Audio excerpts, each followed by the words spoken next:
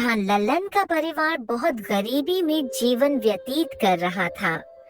ललन दूसरों के खेत में मजदूरी करने जाया करता था और उसकी पत्नी मीरा दूसरों के घर खाना पकाना, झाड़ू पोछा करना यह काम किया करती थी। साथ ही साथ मीरा भोलेनाथ की बहुत बड़ी भक्त थी। उसे जितना भी समय मिलता वह पूजा पाठ करने लगती। अरे मीरा, बस भी करो, उठो वहाँ से। जब देखो तब भगवान के सामने जाकर बैठ जाती हो। तुम्हारे भगवान ने आज तक हमें दिया ही क्या है? दिन हमारी हालत बदतर होती जा रही है। तुम्हारे भगवान को यह नहीं दिखता क्या कि हम कैसे जी रहे हैं? सर्दी का मौसम है और हमारे पास ढंग का कंबल तक नहीं है।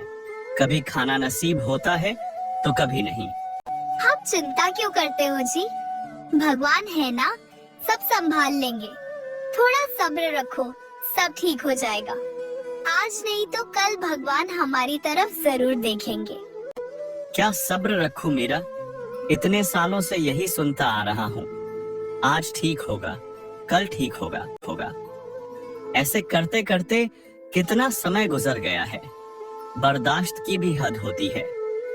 मीरा, आखिर भगवान हमारी तरफ क्यों नहीं देखता? हमारे पास ना ही पैसे हैं, ना ही ढंग का खाने पीने को मिलता है। दिन भर मेहनत करता हूँ, फिर थोड़ी सी मजूरी ही मिलती है। उसमें हम जैसे तैसे हमारे घर का गुजारा करते हैं। उसमें से हमारे पास 1 रुपया तक नहीं बचता। आप चिंता मत कीजिए, मैं आज ही अपनी सेठानी से बात करके देखती हूँ। शायद थोड़े पैसे मिल जाए तो कंबल खरीद कर ला सकते हैं। और आप जमींदार से थोड़े पैसे मांगकर कुछ अनाज लेकर आना। घर में अनाज खत्म हो चुका है, शाम को खाना बनाने के लिए भी कुछ नहीं है। ललन चिड़चिड़ा होकर काम के लिए निकल जाता है। मीरा भी अपने काम पर निकल जाती है और सेठानी से पैसे के बारे में बात करती है। अभी तुम्हारा महीना भी पूरा नहीं हुआ है और तुम पैसे मांग रही हो? पैसे तो महीना पूरा होने के बाद ही मिलेंगे। मदद कर दीजिए मालकिन, ठंड बहुत बढ़ चुकी है और घर में कंबल तक नहीं है और अनाज भी नहीं है। आप महीना पूरा हो जाने के बाद मेरी तनख्वाह में से काट लेना। बहाने से पैसे निकालना तो कोई तुमसे सीखे। एक तो देरी से आती हो, ऊपर से ढंग का काम तक नहीं करती और अभी महीना पूरा होने के पहले ही पैसे मांगने आ गई। काम करना है तो करो, वरना जाओ यहाँ से। तुम्हारे जैसे और भी बहुत पड़े हैं। मीरा कुछ भी नहीं बोलती और उदास होकर काम में लग जाती है। इधर ललन भी दिन भर कड़कड़ाती ठंड में काम करता है। शाम हो जाती है। मीरा जब घर जा रही होती है तब उसे रास्ते में मंदिर के बाहर एक बड़ा आदमी कंबल बांटते हुए दिखाई देता है। मीरा उसे देख बहुत खुश हो जाती है और वह भी कंबल लेने चली जाती है और उसे कंबल मिल भी जाता है। वह खुशी से अपने घर की ओर निकल पड़ती है और रास्ते में उसे एक बूढ़े बाबा मिलते हैं। मीरा से कहते हैं, बेटी मेरी एक मदद करोगी? हाँ बोलिए ना बाबा, मैं आपकी कैसे मदद कर सकती हूँ? बेटी मैं बहुत गरीब हूँ। मेरी एक टूटी फूटी सी झोपड़ी है जहाँ मैं रहता हूँ। मेरा आगे पीछे कोई नहीं है। मैं अकेला ही रहता हूँ, लोगों से भीख मांगकर अपना पेट भरता हूँ। ठंड में मेरे पास कोई कंबल नहीं है। ठंड के मारे मुझे रात भर नींद नहीं आती। मेरी तबीयत भी बहुत खराब है। क्या तुम मुझे अपना कंबल दे सकती हो? तुम्हारी बड़ी मेहरबानी होगी। बाबा, यह कंबल मंदिर के बाहर एक बड़े आदमी बांट रहे थे, मैं उनसे लेकर आई हूँ। ठीक है बेटी, मैं मंदिर के पास जाता हूँ। रुकिए बाबा, आप रहने दीजिए। आप यही कंबल ले लीजिए। एक तो आपकी तबीयत खराब है और मंदिर के बाहर बहुत बड़ी कतार लगी है। लोगों की बहुत बड़ी भीड़ है। हाई है, आप इतनी देर तक खड़े नहीं रह पाओगे। आप मेरा कंबल ले लीजिए। मैं अपने लिए दूसरा लेकर आती हूँ। तुम्हारा बहुत बहुत धन्यवाद बेटी। भगवान तुम्हें खुश रखे। इधर ललन अपने मालिक से बात करता है। मालिक, वो कुछ पैसे चाहिए थे। घर में अनाज बिल्कुल खत्म हो चुका है। यहाँ तक कि शाम के खाने के लिए भी कुछ नहीं है। आज घर में अनाज नहीं लेकर गया तो रात को भूखा ही सोना पड़ेगा। मदद कर दीजिए मालिक। ये तुम लोगों ने क्या नाटक लगा रखा है? कल केशव पैसे मांग रहा था, आज तुम मांग रहे हो। तुम सबके सब काम चोर हो। काम तो ठीक से करते हो नहीं। वह पूरा करो, फिर तुम्हारा हिसाब कर दूंगा। अब जाओ, मेरा मुंह क्या देख रहे हो? काम पर लगो। अब क्या होगा? लगता है शाम को भूखा ही सोना पड़ेगा। पता नहीं कब तक ऐसा जीवन जीना पड़ेगा। और फिर मीरा मंदिर की ओर निकल पड़ती है, लेकिन वह जब जाकर देखती है तो वहाँ पर कोई नहीं रहता। सारे कंबल बट चुके होते हैं। मीरा उदास होकर घर की ओर चली जाती है। घर पहुँचने के बाद ललन गुस्से में मीरा से बोला, यह क्या है मीरा? तुम अब आ रही हो? इतनी देर कहाँ लगा दी? और क्या तुमने सेठानी से बात की? कुछ पैसे मिले? बात की थी, लेकिन उन्होंने मेरी बात नहीं मानी। वहाँ से पैसे नहीं मिले और रास्ते में मंदिर के बाहर एक बड़ा आदमी कंबल बांट रहा था। मैं भी वही कंबल लेने रुक गई थी। बहुत भीड़ थी, इसलिए देरी हो गई। तो कंबल कहाँ है? मिला नहीं? जी कंबल मिला तो था, लेकिन रास्ते में एक बूढ़े बाबा मिल गए थे। उन्हें भी कंबल की बहुत जरूरत थी। मैंने सोचा हम तो इस उम्र में ठंड झेल लेंगे, लेकिन वह बूढ़े बाबा इस उम्र में ठंड का सामना कैसे कर पाएंगे। इसीलिए मैंने अपना कंबल उन्हें दे दिया। और फिर जब मैं फिर से कंबल लेने गई तो कंबल खत्म हो चुके थे। तुम्हारा दिमाग तो ठिकाने है। तुम्हें क्या जरूरत थी उन्हें कंबल देने की? खुद के पास कुछ नहीं है और चली हो समाज सेवा करने। आप निराश मत होइए जी, ईश्वर सब ठीक कर देंगे। भरोसा रखिए, यह बुरा समय भी कट जाएगा। शायद ईश्वर हमारी परीक्षा ले रहा हो। क्या ईश्वर लगा रखा है? ईश्वर ने क्या दिया है? हमें एक कंबल मिला था, वह भी तुम भलाई के चक्कर में दूसरे को दे आई। घर में खाने तक को एक दाना नहीं है। आज भूखा सोना पड़ेगा। तुम्हारा ईश्वर तो नहीं आने वाला हमारा पेट भरने। मालिक से बात की तो मुझे ही खरी खोटी सुनाने लगे। 1 रुपया तक नहीं मिला।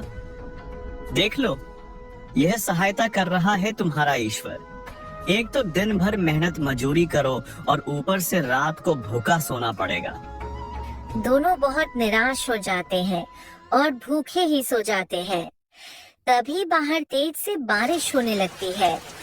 ठंड और भी बढ़ जाती है। कड़कड़ाती ठंड और भूख के कारण दोनों को नींद नहीं आती। तभी दरवाजे पर कोई आता है। इतनी रात के बारिश में कौन हो सकता है? मैं अभी जाकर देखता हूँ। कौन हो भाई और क्या चाहिए? भाई, मैं कपड़े बेचने का काम करता हूँ। आपके बगल के गांव में ही रहता हूँ। आज घर जाने में देरी हो गई है। ऊपर से बहुत बारिश हो रही है। कृपया करके मेरी एक मदद कर दोगे? कैसी मदद? सुबह से मैंने कुछ नहीं खाया, बस कपड़े ही बेच रहा था और थोड़े बहुत कपड़े हैं जो नहीं बिके हैं। मेरे पास खाने का सामान है, लेकिन बनाने का कोई साधन नहीं। क्या तुम अपनी पत्नी से कहकर मेरे लिए खाना बना दोगे? तुम्हारी बड़ी मेहरबानी होगी। बहुत तेज भूख लगी है। मैं अपनी पत्नी से पूछकर बताता हूँ। दरवाजे पर कौन है जी, और क्या बात है? पता नहीं मीरा, कोई कपड़े बेचने वाला है। कह रहा है कि उसे बहुत भूख लगी है और खाने का सामान भी अपने साथ ही लेकर आया है। वह चाहता है कि तुम उसके लिए खाना बना दो। कोई बात नहीं, मैं बना देती हूँ। नहीं मीरा, मैं उसे मना ही कर देता हूँ। पता नहीं कौन है, कहाँ से आया है। इतनी रात को एक अनजान आदमी को घर में लेना मुझे ठीक नहीं लग रहा। और कोई चोर लुटेरा निकला तो? वैसे भी कितनी रात हो गई है। अब कहाँ तुम खाना बनाओगी? पता नहीं कहाँ कहाँ से आ जाते हैं, ना जान ना पहचान, और कहता है मेरे लिए खाना बना दो। इधर हम कब से भूखे बैठे हैं और यह खाना बनाने की बात करता है। मैं उसे मना कर देता हूँ। नहीं, आप उसे मना मत करिए। मेरी बात सुनिए, मुझे कोई दिक्कत नहीं है। मैं खाना बनाकर दे सकती हूँ। उसमें क्या ही समय लगेगा। खाना खाकर वह यहाँ से चला जाएगा। क्या पता उसे सच में खाने की बहुत जरूरत हो। भूख की तड़प हमसे अच्छा और कौन जान सकता है। बेचारे की भूख शांत हो जाएगी। और कोई चोर लुटेरा निकला भी तो हमारे पास है ही क्या उसे चुराने के लिए। हमारे पास तो फूटी कौड़ी भी नहीं है।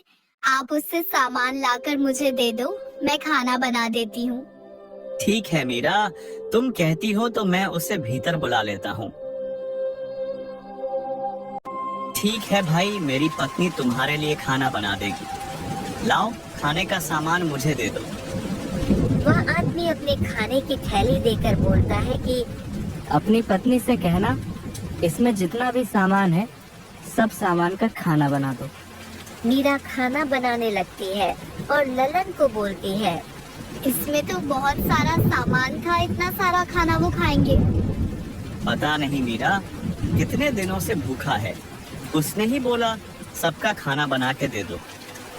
फिर ललन उस आदमी से कहता है, लो भाई, खाना बन गया है, खा लो। इतना सारा खाना? तुमने ही तो बोला था, सो मेरी पत्नी ने बना दिया। मुझे नहीं पता इसमें इतना सारा खाना बन जाएगा। क्या तुम लोगों ने खाना खा लिया है? तुम हमारी छोड़ो, तुम खाना खाओ और जाओ यहाँ से। अरे भाई, गुस्सा क्यों करते हो? मैंने तो बस ऐसे ही पूछा था। और तुम्हारी शक्ल बता रही है कि तुमने खाना नहीं खाया। एक काम करो, तुम दोनों भी साथ में ही खा लो। नहीं, ये खाना तुम्हारा है, तुम ही खाओ, हमें नहीं चाहिए। अरे ऐसे कैसे? एक तो तुम्हारी पत्नी ने इतनी रात को जागकर मेरे लिए खाना बनाया, यही बहुत बड़ी बात है। ऊपर से तुम लोगों ने अभी तक खाना नहीं खाया है, और इतना सारा खाना तो मैं अकेले नहीं पाऊंगा। तुम भी मेरे साथ ही खाना खा लो, नहीं तो मुझे अच्छा नहीं लगेगा। मीरा और ललन वैसे भी भूख से तड़प रहे होते हैं। दोनों मान जाते हैं और खाना खाने बैठ जाते हैं। फिर तीनों खाना खाने लगते हैं। खाना खाने के बाद वो आदमी बोलता है, वाह भाई, खाना खाकर मजा आ गया। बहुत ही स्वादिष्ट खाना था। अच्छा भाई, अब मैं निकलता हूँ, और ये मेरे कपड़े की थैली तुम रख लो। तुमने मेरे लिए खाना वो बनाकर दिया है, इतना तो मैं तुम्हारे लिए कर ही सकता हूँ। वैसे भी ये कपड़े थोड़े बहुत भीग गए हैं, अभी मेरे किसी काम की नहीं है, और बाहर बारिश भी हो रही है, अपने साथ लेकर नहीं जा सकता। तुम रख लो। भाई साहब, बाहर बहुत बारिश हो रही है, आप यही रुक जाइए। आपका बहुत बहुत शुक्रिया, लेकिन मुझे जाना पड़ेगा। मेरी पत्नी मेरा इंतजार कर रही होगी। अगर मैं घर नहीं पहुंचा तो बहुत चिंता में पड़ जाएगी। अब मैं चलता हूँ। वह आदमी चला जाता है। उसके जाने के बाद मीरा उस कपड़े की थैली को खोलकर देखती है तो उसमें कुछ गर्म कपड़े और कंबल होते हैं। ये क्या? ये कैसे हो सकता है? इस कंबल में एक कंबल वही है जो मैंने उस दिन बूढ़े बाबा को दिया था। ये कैसे हो सकता है? मीरा, ठीक से देखो, शायद वह दूसरा कंबल होगा। नहीं, ये वही कंबल है। उसे मैं अच्छी तरह से पहचानती हूँ। उस कंबल को मैं कभी भूल नहीं सकती। इसका मतलब ये आदमी जो हमारे घर आया था, ये कोई साधारण आदमी नहीं था। वो साक्षात भगवान थे जो हमारी मदद करने आए थे, जिन्होंने हमें खाना भी खिलाया और गर्म कपड़े भी देकर गए। और उस दिन मुझे जो बूढ़े बाबा मिले थे, वो भी भगवान ही थे, जो मुझसे कंबल मांगकर मेरी परीक्षा लेने आए थे। ये मैंने क्या कर दिया? मेरे घर साक्षात भगवान आए थे और मैं पहचान ना सकी। तुम सही कह रही हो मीरा, मुझसे से बहुत बड़ी भूल हो गई। मैंने तो उनसे ठीक से बात तक नहीं की। साक्षात भगवान मेरे घर आए थे और मैं उनके दर्शन भी न कर सका। आज मुझे पता चला कि भगवान खुद तो किसी के सामने नहीं आते, लेकिन मनुष्य के रूप में ही आकर हमारी मदद कर जाते हैं। उन्हें कोई नहीं पहचान सकता, किसी का भी रूप लेकर आ जाते हैं। साक्षात भगवान ने आकर हमारे इस मुश्किल समय में हमारी सहायता की है। मैं गलत था जो हर वक्त भगवान को कोसता था कि वह हमारी मदद नहीं करते। आज अगर वो नहीं आते तो हमें भूखा सोना पड़ता, और ऊपर से कड़कड़ाती ठंड में यह बारिश, हमारे पास तो कोई कंबल भी नहीं था, और उन्होंने कंबल के साथ साथ हमें गर्म कपड़े भी दे दिए ताकि हम इस ठंड से बच सके। हो, मुझे माफ कर देना प्रभु, मैं आज के बाद आप पर कभी शंका नहीं करूंगा। मीरा ललन की यह सारी बातें सुन बहुत खुश हो जाती है। कुछ दिन ऐसे ही गुजर जाते हैं। मैं सहायता करूंगा। तुमने आज तुम्हारे हिस्से का खाना मुझे दिया है और मेरी भूख को शांत किया है। तुम मुझे अपनी परेशानी बता सकते हो। मुझसे जो होगा मैं जरूर करूंगा। कुछ नहीं बाबा, मेरा खुद का कोई खेत नहीं है। दूसरों के खेत में जाता हूँ, बहुत मेहनत करता हूँ। मेरी पत्नी भी दूसरों के यहाँ काम करने जाती है, लेकिन बहुत कम पैसे मिलते हैं। पैसे बच नहीं पाते, जैसे तैसे घर का गुजारा होता है। मेरे पास तुम्हारी समस्या का एक हल है, लेकिन उसके लिए तुम्हें एक नियम करना पड़ेगा, और नियम कठोर होगा। इसका पालन तुम्हें करना पड़ेगा। तुम वो नियम तोड़ नहीं सकते। अगर तुमने वह नियम कर लिया तो तुम जो चाहो वह पा सकते हो। तुम्हारी जिंदगी बदल सकती है। बाबा, मैं दिन भर काम करता हूँ, कोई साधना या नाम जप मुझसे नहीं हो पाएगा। कोई बात नहीं, लेकिन तुम कुछ तो कर सकोगे। एक नियम जो तुम हर रोज कर सको, जो तुम्हें रोज करने में आसानी हो। तुम खुद ही उस नियम का चुनाव करो। बताओ, तुम रोज क्या कर सकते हो? मेरे पड़ोस में एक सब्जी वाला रहता है, जो रोज सुबह घर के बाहर थोड़ी देर के लिए सब्जी का ठेला लगाता है, फिर दूसरे गांव जाता है। मैं रोज काम पर जाते समय सुबह उसे देख सकता हूँ। अच्छा ठीक है, लेकिन तुम्हें उसे रोज देखना पड़ेगा। उसको देखे बिना तुम खाना नहीं खाओगे। और याद रहे, यह नियम टूटना नहीं चाहिए, नहीं तो तुम पर कृपा नहीं होगी। नियम से करोगे तो ईश्वर बहुत जल्द तुम पर कृपा बसाएंगे। मैं समझ गया बाबा, मैं नियम टूटने नहीं दूंगा। मैं वैसा ही करूंगा जैसे आपने कहा। मैं उसे देखे बिना खाना नहीं खाऊंगा। बाबा वहाँ से चले जाते हैं।